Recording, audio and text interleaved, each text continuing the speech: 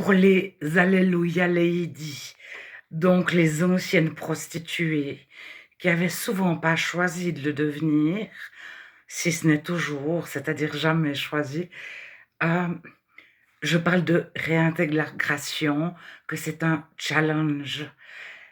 À à cette époque, les hommes souhaitaient une femme vierge. Une partie des hommes le restaient aussi et faisaient attention à se marier vierge avec une vierge. Mais une autre partie des hommes n'étaient plus vierges à leur mariage, mais c'était quelque chose de très important dans la mentalité à cette époque, que l'épouse soit vierge, et une femme qui n'était plus vierge était immariable dans cette société-là. Alors immariable, il y avait des exceptions. Alors, toutes ces femmes qui avaient passé dans des bordels, lorsque déjà une femme avait eu un seul ami, elle était difficile à marier, elle pouvait être rejetée, mise à la rue par sa famille, par ses parents.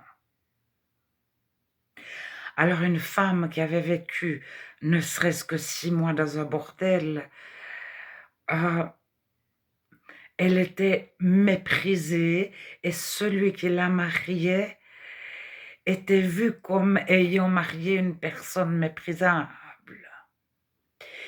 Donc il y a tout un une mentalité qui est tombée lorsque les cœurs sont venus à Dieu, mais vis-à-vis des parents, lorsque les parents ne sont pas chrétiens, ils peuvent être religieux et justement peut-être j désirer plus encore que tout le monde que la femme, leur fils, soit vierge.